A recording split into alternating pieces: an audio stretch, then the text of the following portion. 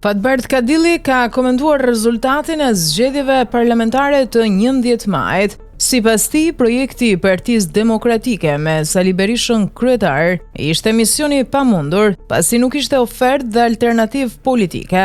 Mëtej ai tha se partitë e vogla mbartin të gjitha sëmundjet e të mëdhenjve, delirin e liderëve të tyre, pa aftësinë për të bashkëpunuar dhe sipas tij, përsa janë të tilla nuk mund të bëhen alternativë. E shkuara nuk bëhet e ardhme.